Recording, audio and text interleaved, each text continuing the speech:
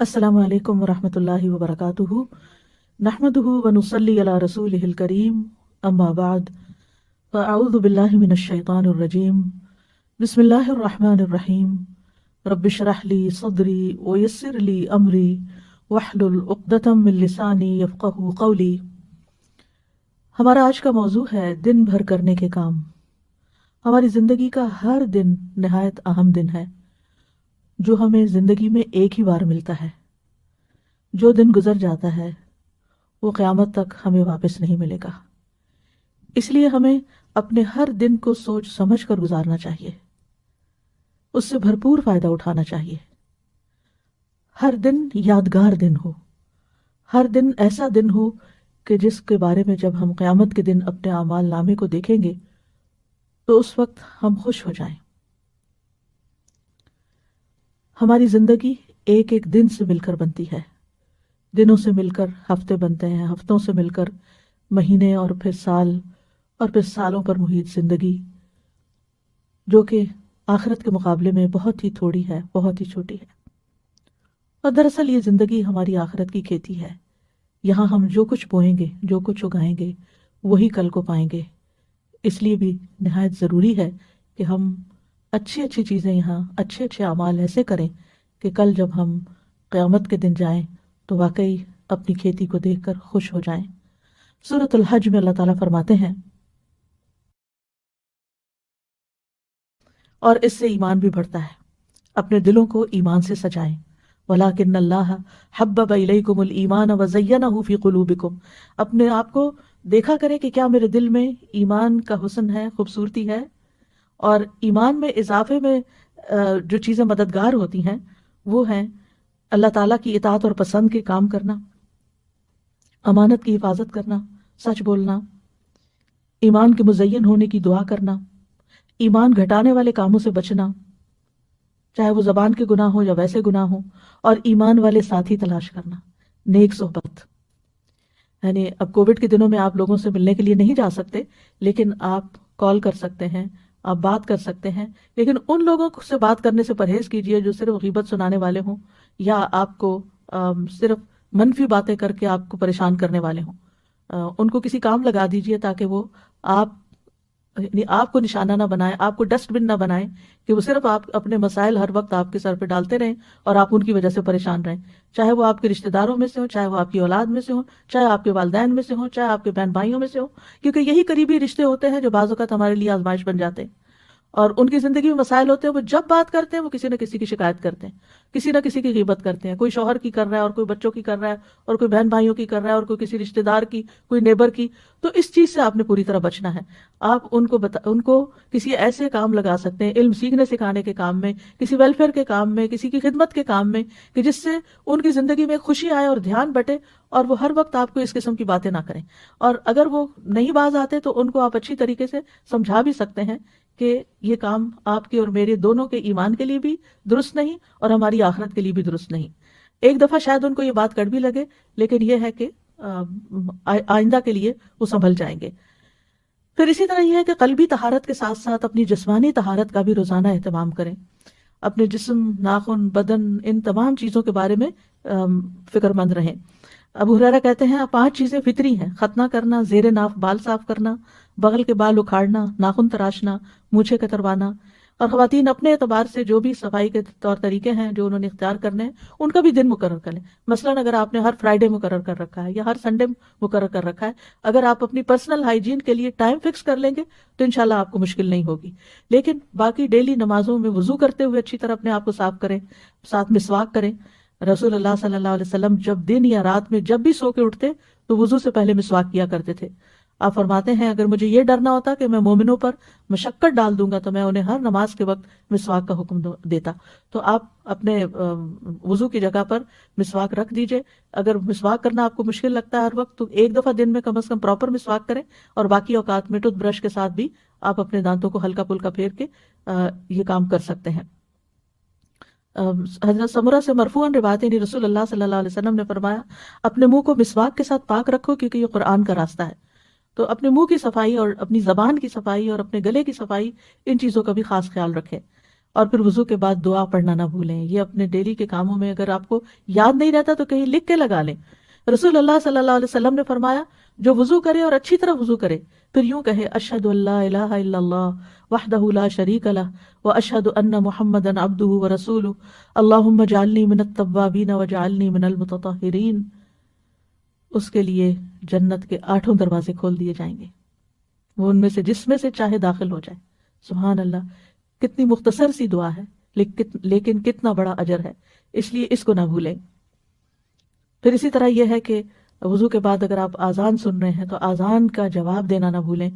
رسول اللہ صلی اللہ علیہ وسلم نے فرمایا جو شخص آذان سن کر یہ کہے یعنی اللہم رب هذه الدعوة التامة والصلاة القائمة آت محمدا الوسیلة والفضیلة وابعثه مقاما محمودا الذی وعدته، تو یہ قیامت کے دن نبی صلی اللہ علیہ وسلم کی اس کے لیے شفاعت جائز ہو جائے گی، لازم ہو جائے گی. حلت لہ شفاعتی یوم القیامہ، یعنی جو آذان کے بعد کی دعا پڑھے گا نبی صلی اللہ علیہ وسلم کی شفاعت پائے گا. اور اسی طرح وہ دعا کی قبولیت کا وقت ہوتا ہے، اس وقت کے لیے دعا سوچ رکھے کہ میں نے کیا دعا مانگنی. ایک نماز سے دوسری نماز کے بیچ میں جو چیز آپ کو بودر کرے، پریشان کرے، نیکسٹ آذان سے پہلے سوچ رکھے کہ میں نے آذان کے بعد بھی یہ دعا خاص مانگنی، لیکن اس کے بیچ میں بھی آپ مانگ سکتے ہیں، اس منع نہیں ہے. پھر اسی طرح یہ ہے کہ اپنی جسمانی صحت کا خیال رکھنے کے لیے صرف کھانا پینا ہی کافی نہیں ہے بلکہ ورزش بھی ضروری ہے. آپ بریدنگ ایکسرسائز کریں، آپ اسٹریچز کریں، آپ واک کریں اور اس میں 7 اذکار شامل کر لیں. یعنی اس ٹائم پر انسان اپنے اذکار مقرر کر لیں، جیسے تسبیحات ہیں، درود شریف ہے، استغفار ہے. واک کرتے وقت یہ سب پڑھنا بہت آسان بھی ہوتا ہے اور واک بھی بورنگ نہیں ہوتی، وہ آسان ہو جاتی ہے. اور پھر اگر ایک وقت میں آپ کو زیادہ ٹائم نہیں ملتا واک کرنے کا، 2 منٹ کر لیجئے، 5 منٹ کر لیجئے، ایک تسبیح کی دیر میں کر لیجئے. دن میں کئی دفعہ 5-5 منٹ بھی اگر آپ کریں گے تو انشاءاللہ اس سے آپ کا جسم مضبوط رہے گا. اور پھر یہ کہ جسمانی مضبوطی کے ساتھ ساتھ اپنی جذباتی صحت کا بھی ضرور خیال رکھیں. اور جذباتی صحت کے لیے ضروری ہے کہ اللہ پر توکل ہو، اللہ سے محبت ہو، اللہ سبحانہ وتعالیٰ کے ساتھ ایک تعلق ہو، دل ہی دل میں اللہ کو پکاریں، اس کو یاد کریں اور اس سے محبت پر خوش ہو جائیں. یعنی محبت جو ہے وہ انسان کو خوشی بخشتی ہے. تو جس شخص کی زندگی میں رب کی محبت آ جائے اس سے زیادہ خوش قسمت کوئی نہیں.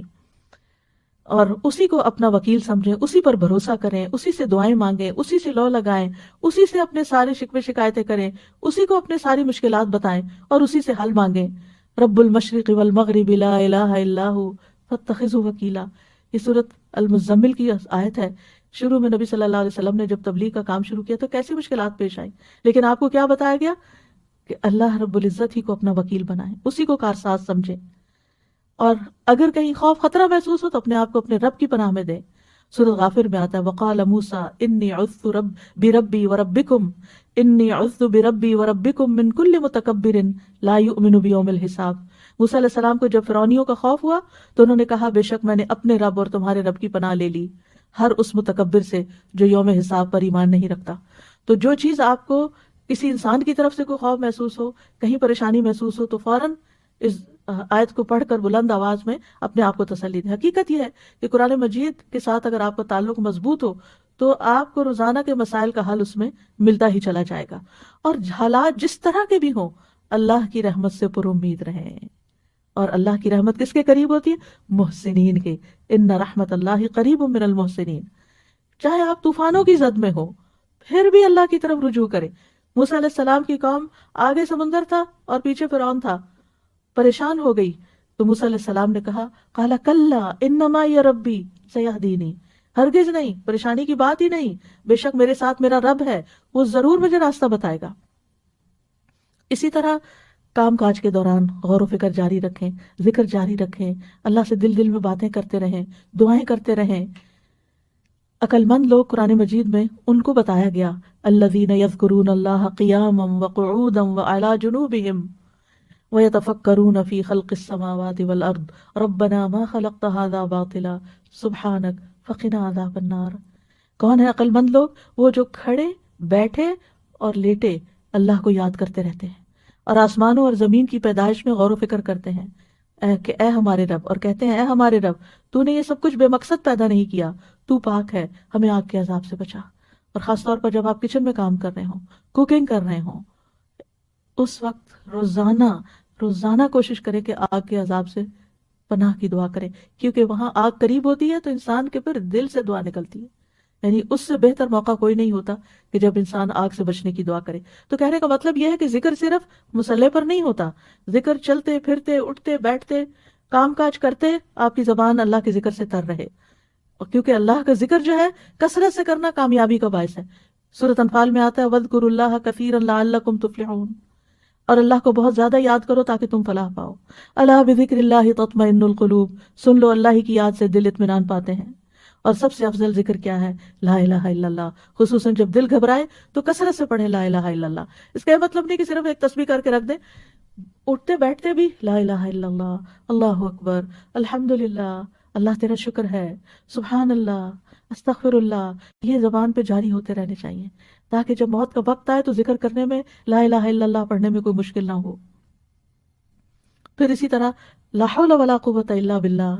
رسول اللہ صلی اللہ علیہ وسلم نے حضرت ابو ہریرہ سے فرمایا لا حول ولا قوت الا باللہ زیادہ پڑھا کرو، یہ جنت کے خزانوں میں سے ایک خزانہ ہے. یعنی جنت میں اگر آپ کو خزانے چاہیے تو لا حول کی کثرت کر دیں. کثرت سے توبہ استغفار بھی کرنی چاہیے، کیونکہ استغفار سے رحمت کے دروازے کھلتے ہیں، دنیا کی ساری مشکلات حل ہوتی ہیں. اور پھر مسلسل استغفار گناہوں کو مٹاتا ہے، رزق کو کھینچ لاتا ہے، اولاد میں خیر و بھلائی ہوتی ہے، اور اللہ تعالیٰ دنیا کی نعمتیں بھی کثرت سے دیتے ہیں. جیسے کہ سورۃ نوح میں آتا ہے کہ آسمان سے بارشیں بھی برسیں گی، مال اور بیٹوں سے بھی تمہاری مدد ہوگی، اور اگر مال میں کمی ہے یا بیٹوں کی طرف سے پریشانی ہے تو وہ بھی اللہ تعالیٰ دور کرے گا، اور تمہیں باغات عطا کرے گا، تمہارے لیے نہریں جاری کر دے گا. پھر یہ ہے کہ دن بھر کے کاموں کو آپ آرگنائز کر کے کریں. یعنی اپنے آپ کو جتنا آپ ڈسپلن کریں گے اتنا ہی آپ کا دن زیادہ پروڈکٹیو ہوگا. وقت کا بہتر سے بہتر استعمال کریں. رسول اللہ صلی اللہ علیہ وسلم نے فرمایا 2 نعمتیں ایسی ہیں جن کے بارے میں اکثر لوگ خسارے میں ہیں، ایک تندرستی اور دوسرے فراغت. بہت سے لوگ بہت سی چیزیں سوچتے ہیں لیکن کر نہیں پاتے، اور جب کرنے لگتے ہیں تو تھوڑی دیر میں دھیان ادھر ادھر ہو جاتا ہے اور پھر ہر چیز بکھر جاتی ہے. اینڈ آف دا ڈے انسان کہتا ہے میں نے تو کچھ کیا ہی نہیں، اور پریشانی پر پریشانی بڑھتی چلی جاتی ہے. اور چونکہ ہر انسان کی زندگی میں کوئی نہ کوئی امتحان ہوتا ہے، پریشانی ہوتی ہے، تو بعض اوقات انسان اس پریشانی میں اتنا مغلوب ہو جاتا ہے کہ جو بھی اس نے اپنے کام سوچے ہوتے ہیں وہ سارے ایک طرف رکھ کے کوئی ذہنی تفریح کا سامان کر لیتا ہے. اور آج کل تو بہت بڑا فتنہ ہے کہ موبائل ہمارے ہاتھ میں ہے، کوئی ڈرامہ لگا لیتا ہے اور کوئی گانا سننا شروع کر دیتا ہے، اور کوئی کسی طرح کی بھی ویڈیو دیکھ کے ایک کے بعد ایک شروع ہو جاتی ہیں، اور اس طرح جو کرنے کے کام ہے وہ سارے دھرے کے دھرے رہ جاتے ہیں. تو اس چیز کے بارے میں آپ نے بہت کانشیس ہونا ہے، کیونکہ انسان اگر ان چیزوں میں پڑا رہے تو چھوٹی چھوٹی پریشانیاں اس کو ڈسٹریکٹ کر سکتی ہیں، اور چھوٹی چھوٹی خوشیوں کا حصول اس کو ڈسٹریکٹ کر سکتا ہے. تو پھر انسان کا ایک دن بھی ضائع ہوا تو سمجھے اس نے بہت بڑا نقصان کیا. اور یہ کہانی سبھی کی ہے کسی نہ کسی طرح، اس لیے کارآمد اور نتیجہ خیز دن گزارنے کے لیے ضروری ہے نمبر 1 اپنے پورے دن میں جو کام آپ بے مقصد کرتے ہیں ان پہ غور کریں، ان کی لسٹ بنائیں کہ کون سے کام فضول کے کام ہیں جن کے بغیر بھی گزارا ہو سکتا ہے یا اس سے بہتر کام بھی ہیں. تو اپنے وقت کو گھٹیا کاموں میں نہیں گزاریں، بہتر کاموں میں گزاریں. دوسرا یہ کہ اپنے سارے دن کے کاموں کے نتائج بھی دیکھیں کہ اس کا رزلٹ کیا ہے، آؤٹ کم کیا ہے. میں نے جو اس چیز پہ اتنا وقت لگا دیا تو میں نے کیا کمایا، کیا حاصل کیا. بعض اوقات ہم ایسے ہی کوئی لغو سی چیز دیکھنا شروع کر دیتے ہیں اور کہتے ہیں اس میں بھی لرننگ ہے. اینڈ میں پوچھے کیا لرن کیا، کیا سیکھا. کیونکہ بہت وقت صرف ایک نفس کی خواہش ہوتی ہے جس کے پیچھے انسان چل رہا ہوتا ہے. پھر یہ ہے کہ نمبر 3 اپنے مقصد پر نظر رکھیں کہ میرا کسی بھی کام کے کرنے کے پیچھے مقصد کیا ہے، یہ کام میں کیوں کر رہا ہوں. کوئی بھی مصروفیت آپ نے جو یعنی اختیار کی ہے یا شروع کی ہے، اور اس مقصد کے راستے میں جو چیز رکاوٹ ہے اس رکاوٹ کو پہلے دور کریں، ورنہ آپ منزل پہ نہیں پہنچ سکتے. پھر اسی طرح یہ کہ اہم اور ضروری، چوتھی چیز یہ کہ اپنے اہم اور ضروری کاموں کو متعین کریں. یہ چیزیں میری زندگی میں بہت امپورٹنٹ ہیں جنہیں میں نے کرنا ہے، اور ان کو لکھ لیں باقاعدہ. یعنی اہم ترین کاموں کو، یعنی اپنی پرائرٹی لسٹ بنائیں، اہم ترین کاموں کو لکھ لیں. جو آپ کا ٹارگٹ ہے، جو گول آپ حاصل کرنا چاہتے ہیں، اس کے لیے کیا چیز مددگار ہوگی اس کو بھی ساتھ لکھ لیں. مثلا آپ نے ایک کام لکھا کہ مجھے یہ کام کرنا ہے، چاہے آپ لکھنے کا کوئی کام ہے یا پکانے کا ہے یا کوئی صدقہ خیرات کا یا ویلفیئر کا یا جس بھی طرح کا کوئی کام ہے یا آپ کی ڈیوٹی سے ریلیٹڈ کوئی کام ہے، تو ویسے تو سارے کام بڑے اہم لگ رہے ہوتے ہیں، لیکن اہم ترین کاموں کو ٹاپ پرائرٹی پر رکھیں کہ یہ مجھے پہلے کرنا ہے، اور کس طرح کرنا ہے وہ بھی ساتھ پلان کریں۔ اور پھر یہ ہے کہ جب کام شروع کریں تو پانچویں چیز یہ ہے کہ اپنے مقصد کو حاصل کرنے کے لیے فوکسڈ رہیں، کیونکہ بہت سے لوگ سب کچھ کر لیتے ہیں لیکن جب کام شروع کرتے ہیں تو اس پہ فوکس نہیں کرتے، لہٰذا کام ختم نہیں ہوتا۔ رکاوٹ آتی ہے تو اس کو دور کریں، سولوشن نکالیں، حل نکالیں، اور اگر ایک طریقے سے آپ کا ٹارگٹ حاصل نہیں ہوا تو کوئی دوسرا طریقہ اختیار کریں، امید کے ساتھ کام کریں، مایوس نہ ہو، کیونکہ یہ نہیں ہوتا کہ جو چیز ہم سوچیں وہ ویسے ہی ہو بھی جائے، بعض اوقات ہو جاتی ہے اور بعض اوقات نہیں بھی ہوتی۔ اور چھٹی بات یہ ہے کہ سستی سے بچیں اور کاموں کو لٹکائیں نہیں، اچھا بعد میں صحیح، اچھا کل صحیح، اچھا صبح صحیح۔ اور ساتویں بات یہ کہ جب روٹین نہیں ہوتی تو پھر بہت سے کام چھوٹ جاتے ہیں، اپنی ڈیلی روٹین سیٹ کریں۔ آپ سمجھیں کہ آپ کے دن کے 24 گھنٹے آپ کے پاس 24 باکسز ہیں، آپ دیکھیں کہ آپ نے ہر گھنٹے میں اس باکس کے اندر کیا ڈالا ہے، کوئی فائدے کی چیز ڈالی ہے، کوئی بیکار سٹفنگ کی ہے، یا کوئی کوڑا کرکٹ ڈال دیا۔ اور قیامت کے دن جب آپ جا کے وہ باکس کھولیں گے تو آپ کو پتہ چلے گا کہ یہ گھنٹہ بھی بیکار تھا اور یہ بھی اور یہ بھی، یہ میں نے کیوں کیا۔ اس وقت پھر پریشان ہونے کا فائدہ نہیں۔ تو اگر آپ امیجنری باکسز بھی بنا لیں یا آپ اپنے کسی کاغذ کو لے کے اس پہ 24 خانے ڈال کے اپنا ٹائم ٹیبل بنائیں اور ٹائم لکھ لیں، جس ٹائم سے آپ شروع کریں گے وہیں پہ جا کے ختم ہوگا۔ آپ شیٹ کے اوپر سارے خانے جو نیند کا ٹائم ہے اس کو آپ الگ کر لیں، اور باقی جو بیداری کے ٹائم ہے ان کو آپ لکیر لگا کے ہر گھنٹے کا کام لکھیں کہ اس گھنٹے میں مجھے کیا کرنا ہے۔ اگر آپ وہ لکھ لیں گے تو پھر کوشش کریں کہ اس گھنٹے میں وہی کام کریں، کوئی اور نہ کریں، الا یہ کہ کوئی بہت بڑی ایمرجنسی ہو، تو پھر اس کام کو کسی اور کام کے ساتھ آپ ملا سکتے ہیں۔ تو جب تک آپ کی ڈیلی روٹین نہیں ہوگی، گھڑی کے ساتھ آپ نہیں چلیں گے تو آپ کا ڈے پروڈکٹیو نہیں ہوگا۔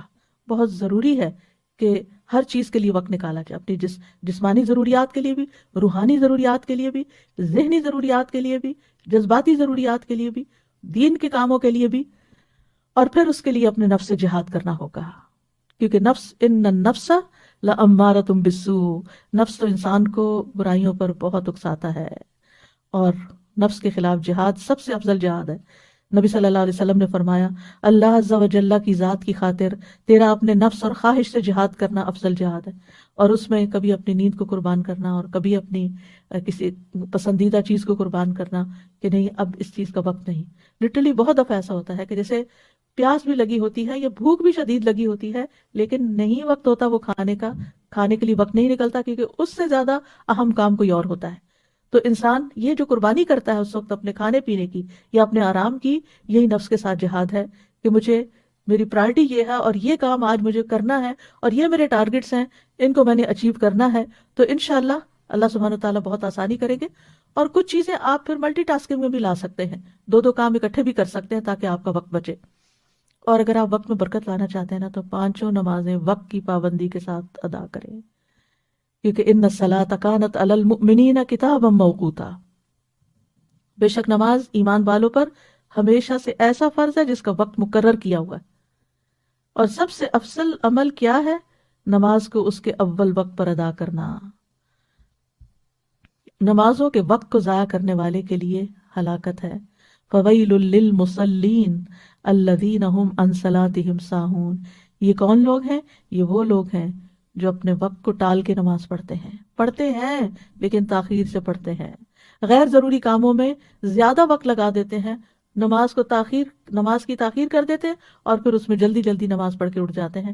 ایسی نماز کو منافق کی نماز کہا گیا۔ مصعب بن سعد سے روایت، انہوں نے کہا میں نے اپنے والد سے کہا، اے ابا جان، آپ نے دیکھا اللہ تبارک و تعالیٰ کا یہ فرمان الذین هم عن صلاتهم ساہون، تو ہم میں سے کون ہے جو نماز میں نہیں بھولتا، جس کے دل میں خیال نہیں آتے؟ انہوں نے کہا اس کا یہ مطلب نہیں، اس آیت سے مراد وقت کا ضائع کرنا ہے کہ انسان فضول کاموں میں لگا رہے یہاں تک کہ وقت ضائع کر دے، یعنی نماز کا اصل وقت چلا جائے۔ اس لیے نماز اپنے وقت پر، ایسا نہ ہو کہ فجر کی نماز قضا ہو جائے، اور ایسا نہ ہو کہ سوئے رہیں، کیونکہ نبی صلی اللہ علیہ وسلم نے اپنا ایک خواب بیان کرتے ہوئے فرمایا، آپ نے خواب میں دیکھا کہ ایک شخص تھا جس کا سر پتھر سے کچلا جا رہا تھا، وہ قرآن کا حافظ تھا مگر وہ اس سے غافل ہو گیا اور فرض نماز پڑھے بغیر سو جاتا تھا۔ اور پھر نماز لیٹ کرنا جو ہے نفاق کی علامت ہے۔ منافق سورج کو دیکھتا رہتا ہے، جب شیطان کے دو سینگوں کے درمیان وہ ہوتا ہے، یعنی غروب ہونے کے قریب ہوتا ہے، تو اٹھ کر چار ٹھونگے مارنے لگ جاتا ہے اور ان میں اللہ کا ذکر نہیں کرتا۔ یعنی یعنی کہ جو منافقوں کے بارے میں قرآن مجید میں آتا ہے وَلَا يَأْتُونَ إِلَى الصَّلَاةِ إِلَّا وَهُمْ كُسَالَىٰ، کہ وہ نماز سستی کے ساتھ پڑھتے ہیں، سستی کر کر کے پڑھتے ہیں، دیر سے پڑھتے ہیں، تھک کے، دنیا کے کاموں سے تھک کے پھر نماز پڑھتے ہیں اور اس میں کوئی خشوع و خضوع نہیں ہوتا۔ نماز جو ہے قبر میں بھی ساتھ ہوگی، حفاظت کرے گی، نماز بندے کی حفاظت کرے گی، لیکن کس کی نماز؟ وہ جو اپنی نمازوں کی حفاظت کرتا ہے۔ والذین هم علی صلاتہم یحافظون، بندے کو جب قبر میں رکھا جاتا ہے تو وہ اور لوگ رکھ کے قبر میں دفنا کے جاتے ہیں تو جانے والوں کے زمین پہ جو جوتوں کی آواز آتی ہے وہ بھی سنتا ہے۔ اگر وہ مومن ہوتا ہے تو نماز اس کے سر کی طرف آ جاتی ہے، روزہ دائیں طرف، زکوٰۃ بائیں طرف، دیگر نیک کام اس کے پاؤں کی طرف آ جاتے ہیں۔ تو جب سر کی طرف سے فرشتہ عذاب دینے کو آتا تو نماز اس کو روک دیتی ہے، اور اسی طرح باقی نیکیاں بھی۔ نماز کہتی ہے میری طرف سے آنے کا راستہ نہیں ہے۔ اس لیے کتنا ضروری ہے کہ ہم اس نماز کی حفاظت کریں، اور مرد خاص طور پر باجماعت نماز کی حفاظت کریں۔ اگر گھر میں دو مرد بھی ہیں اور مسجد بہت دور ہے کہ ہر وقت نہیں جا سکتے تو اکیلے اکیلے نماز پڑھنے کی بجائے جماعت سے پڑھیں، اور اگر گھر کی خواتین بھی ساتھ شامل ہونا چاہیں تو موسٹ ویلکم۔ اور اگر مسجد بھیج سکتے ہیں اور بچے چھوٹے ہیں، یعنی آپ خود تو نہیں جا سکتی لیکن ان کو مسجد لے جا بھی سکتی ہیں اگر آپ کے ہسبینڈ مصروف ہیں یا وہ اویلیبل نہیں ہے، تاکہ بچے مسجد کی عادت ڈالیں۔ اور پھر نماز کے وقت سے ذرا پہلے جائیں تاکہ نماز کی سنتیں ادا ہوں۔ جو شخص دن میں 12 رکعتیں ادا کرے اس کے لیے جنت میں گھر بنا دیا جاتا ہے، 2 فجر سے پہلے، 4 ظہر سے پہلے، 2 ظہر کے بعد، 2 مغرب کے بعد اور 2 عشاء کے بعد۔ یہ 12 رکعتیں بنتی ہیں، اور آپ دیکھیے کہ اگر ہر روز آپ کے لیے جنت میں ایک محل تیار ہو رہا ہے، ایک محل تیار ہو رہا ہے، ایک محل تیار ہو رہا ہے، سوچیے آپ نے وہاں ہمیشہ رہنا ہے، ہمیشہ ہمیشہ، موت نہیں۔ سوچیے کبھی دل پھٹنے کو آتا ہے جب انسان یہ سوچتا ہے، اور ہر روز ایک نئے محل میں، ہر روز ایک نئے محل میں، کیونکہ اس نے دنیا میں اتنے محلات ہر روز سنتیں پڑھ کے بنا لی ہے کہ ہر روز اس کے لیے ایک نئی نعمت ہے۔ یہ وہ چیزیں جن کی دنیا میں لوگ تمنا کرتے ہیں، لیکن دنیا میں یہ سب کچھ نہیں مل سکتا۔ دن کی 12 رکعتیں ادا کرنے میں زیادہ سے زیادہ کتنا ٹائم لگ جائے گا؟ آدھا گھنٹہ۔ 2 رکعتیں پڑھنے میں 4 منٹ لگتے ہیں، اور 12 کے 24 منٹ، 6 منٹ اوپر لگا لیں، آدھے گھنٹے کی بات ہے، لیکن کتنا بڑا سودا ہے آپ کا اور کتنا بڑا نفع۔ صرف 1 سال کے دوران جو سنت موقدہ پڑھتا ہے اور نہیں پڑھتا، اس کے درمیان 4320 رکعات کا فرق ہو جاتا ہے۔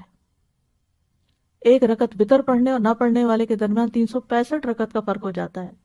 چاشت کی 2 رکعتیں پڑھنے اور نہ پڑھنے والے کے درمیان 703 رکعتوں کا فرق ہو جاتا ہے، اور جو سنتوں کی پابندی کرتا ہے اور جو نہیں کرتا ان کے درمیان 5415 رکعتوں کا فرق ہو جاتا ہے، اور ہر رکعت میں 2 سجدے ہوتے ہیں۔ تو صرف 1 سال میں کتنے درجے کھو دیے انسان نے، صرف 1 سال میں۔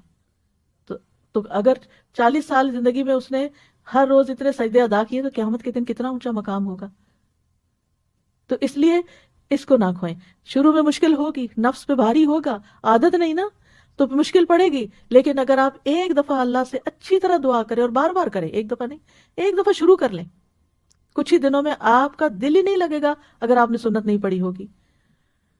اور پھر یہ کہ ہر چیز میں اللہ سبحانہ وتعالیٰ کی طرف رجوع کریں، کوئی بھی پریشانی ہو، کوئی بھی ضرورت ہو، فوراً اس کی طرف توجہ، کیونکہ جو روگردانی کرتا ہے اللہ سے تو اللہ سبحانہ وتعالیٰ اس کو، جیسے حدیث میں آتا ہے، حدیث قدسی میں اللہ تعالیٰ فرماتے ہیں، اے ابن آدم اپنے آپ کو میری عبادت کے لیے فارغ کر لو، میں تیرے دل کو غنا سے اور تیرے ہاتھ کو رزق سے بھر دوں گا، اور اے ابن آدم تو مجھ سے دور نہ ہو، ورنہ میں تیرے دل کو فقر سے اور تیرے ہاتھ کو مصروفیت سے بھر دوں گا۔ دنیا میں اتنا مصروف کرے گا اللہ کہ پھر عبادت کے لیے وقت نہیں ملے گا، اور دنیا تو یہی رہ جائے گی، جتنا مرضی سجا بنا لے، جتنی مرضی بڑھا لے۔ اور پھر یہ کہ ہر کام عبادت سمجھتے ہوئے کریں، ہر کام، جیسے کھانا پکانا، واشنگ کرنا، لانڈری کرنا، گھر کی صفائی کرنا، برتن دھونا، یہ ساری کی ساری چیزیں عبادت ہے، کیونکہ آپ دوسروں کی خدمت کر رہے ہیں، اور اس میں کبھی بھی کسی پہ احسان نہ جتائیں، نہ اپنے بچوں پہ، نہ شوہر پہ، نہ کسی اور پہ۔ اور پھر یہ کہ نیکیوں میں سبقت لے جائیں، آگے بڑھیں، یعنی جو لوگ نیک کام میں جلدی کرتے ہیں، اولئک یسارعون فی الخیرات وہم لہا سابقون، جو لوگ نیک کاموں میں جلدی کرتے ہیں یہی ان میں آگے نکلنے والے ہیں۔ کوشش کریں کہ نیکی کے ہر کام میں حصہ ڈالیں. ابو ہریرہ کہتے ہیں رسول اللہ صلی اللہ علیہ وسلم نے فرمایا آج تم میں، یعنی دن بھر کے کرنے کے کام ہے نا، اسی مناسبت سے یہ حدیث سنا رہی ہوں. آپ نے فرمایا آج تم میں سے کس نے روزے کی حالت میں صبح کی؟ ابو بکر رضی اللہ عنہ نے فرمایا میں نے. عرض کیا میں نے. آپ نے فرمایا آج تم میں سے کس نے مریض کی عادت کی؟ ابو بکر رضی اللہ عنہ نے کہا میں نے. آپ نے فرمایا تم میں سے کس نے جنازے میں شرکت کی؟ ابو بکر رضی اللہ عنہ نے کہا میں نے. آپ نے پوچھا کس نے مسکین کو کھانا کھلایا آج؟ حضرت ابو بکر نے کہا میں نے. مروان کہتے ہیں مجھے معلوم ہوا کہ اس پر نبی صلی اللہ علیہ وسلم نے فرمایا کہ جب کسی شخص میں ایک دن میں یہ ساری خصلتیں جمع ہو جائیں، یعنی یہ سارے کام وہ ایک دن میں کر لے، دن بھر کرنے کے کاموں میں اگر یہ موقع مل گئے اور اس نے کر لیے، وہ جنت میں ضرور داخل ہوگا. کتنی بڑی بات ہے. لیکن ہم بعض اوقات ہمیں پتہ بھی ہوتا ہے، اور پھر مردوں کے لیے خاص طور پہ جنازہ پڑھنا، تو اس میں ایک جنازے کا جو ثواب ہے 2 قرات کے برابر، کوئی قرات جو ہے وہ پہاڑ برابر ہوتا ہے. تو جب ایک صحابی کو دیر سے یہ حدیث پتہ چلی تو وہ ہاتھ ملنے لگے، یعنی پچھتانے لگے کہ ہم نے اتنے قرات ضائع کر دیے، کتنے مواقع تھے. بہت سے لوگ حرم جاتے ہیں، وہاں جنازہ پڑھنے کا وقت بھی ہوتا ہے لیکن اس کو نکل پڑتے ہیں، تو وہ کتنے منٹ لگتے، چند اور منٹ. جو دعا یاد کر لے انسان اور بخشش کرتا رہے، اور جب دوسروں کے لیے آپ کریں گے تو کوئی آپ کے لیے بھی کرے گا. پھر یہ کہ نیکیوں کے کام کرنے کے ساتھ ساتھ گناہوں سے ضرور بچیں، یعنی نافرمانی کے کاموں سے بچیں، یہ بھی کرنے کا کام ہے. جہنم کے سامنے رکھے نا انسان تو گناہوں سے بچ سکتا ہے. جہنم کی حقیقت جب سمجھ آ جاتی ہے نا انسان کو تو زندگی کا رخ بدل جاتا ہے، زندگی تبدیل ہو جاتی ہے. تو اس لیے اچھے کام بھی کریں لیکن ساتھ برائیوں سے بچیں بھی ضرور. یعنی ایسے کام نہ کریں کہ جس سے لوگوں کو اذیت ہو، دوسروں کو اریٹیٹ نہ کریں، نیگ نہ کریں. کوئی ایسا کام نہ کریں کہ جس سے دوسرا آپ سے بیزار ہونے لگے. اور اس کے لیے کرائٹیریا، جو اپنے لیے پسند نہیں وہ دوسرے کے لیے بھی نہ کریں. پھر یہ ہے کہ اللہ کی محبت کی خاطر، اللہ کے چہرے کی خاطر یہ کام کیا کریں کہ لوگوں سے اچھے اخلاق سے پیش آئیں، کیونکہ میزان میں سب سے بھاری نیکی اچھا اخلاق ہوگا. اور اس میں سب سے پہلے اپنے والدین کو خوش کریں، ان کی پیشانی چومیں، ان کے چھوٹے چھوٹے کام کریں، ان کے ساتھ جو بھی نیکی کر سکتے ہیں زندگی میں کریں. اور اگر فوت ہو چکے ہیں تو ان کے لیے صدقہ خیرات کرتے رہیں، دعائیں کرتے رہیں، ان کی زندگی میں بھی اور مرنے کے بعد بھی. رب ارحمہما کما ربیانی صغیرا، رب ارحمہما کما ربیانی صغیرا، اے میرے رب ان پہ رحم فرما جیسے انہوں نے مجھے بچپن میں شفقت سے پالا تھا. سب کے لیے خیر کا باعث بنے، خصوصاً گھر والوں کے لیے. اور اس خیر میں صرف ان کی دنیا بنانا ہی نہیں ہے، ان کی آخرت کی بھی فکر کریں. یعنی بعض اوقات ہم لوگ خود دین کی طرف آ جاتے ہیں لیکن گھر والوں کو بھول جاتے ہیں. پھر اسی طرح یہ ہے کہ کسی کے سوال سے تنگ نہ ہو، چاہے بچے ہی کوئی چیز مانگ رہے ہیں یا ویسے کوئی سوال پوچھ رہے ہیں، آپ سے پوچھے جا رہے ہیں تو پریشان نہ ہو.